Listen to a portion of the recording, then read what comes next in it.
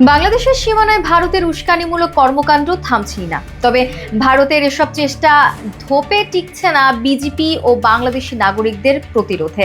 চাঁপাইনবাবগঞ্জের পর এবার জয়পুরহাট থেকে খবর এলো সীমান্তে বেড়া নির্মাণ করতে এসে পিছু হটেছে বিএসএফ। সীমান্ত আইন ভেঙে তাদের এই প্রচেষ্টা রুখে দিয়েছে বাংলাদেশের সীমান্তরক্ষী বাহিনী বিজিবি।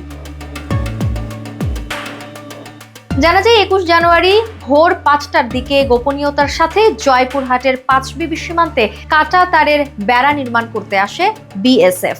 পাঁচবিবির উচনা ঘোনাপাড়া ভারত সীমান্তের মাত্র ১০ গজ অভ্যন্তরে এই বেড়া নির্মাণের চেষ্টা করে তারা। বিজিবি ও স্থানীয়দের সূত্রে জানা যায়, বিএসএফ যখন কাঁটাতারের বেড়া নির্মাণ করতে আসে তখন বাংলাদেশ অংশের সবাই ঘুমন্ত। এই সুযোগে তারা প্রায় ২০ গজ জায়গা বেড়া দিয়েও ফেলেন। স্থানীয়রা দেখতে পেয়ে বিষয়টি বিজিপি ক্যাম্পে এসে জানায়। সাথে সাথেই বেরিয়ে পড়েন বিজিবি জওয়ানরা। সকাল ৯:৩০টার দিকে বিজিবির প্রত্যক্ষ বাধায় পিছু হটতে বাধ্য হয় বিএসএফ। বন্ধ হয়ে যায় বেড়া নির্মাণের কাজ। বিজিবির পক্ষ থেকে তাদের পতাকা বৈঠকের আমন্ত্রণ জানিয়ে ক্যাম্পে ফিরে আসেন সদস্যরা।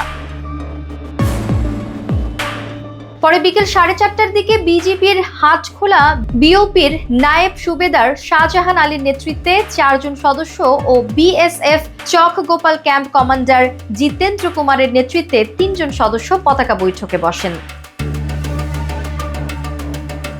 মূলত সীমান্ত আইন অনুযায়ী সীমান্তের ১৫০ গজের ভেতরে কাঁটা তারের বেড়া নির্মাণ করা যায় না। তবুও আন্তর্জাতিক সীমান্ত আইন লঙ্ঘন করে জয়পুরহাটের পাঁচবিবি উপজেলার সীমান্তে বারবার কাঁটা তারের বেড়া নির্মাণের চেষ্টা করছে ভারত।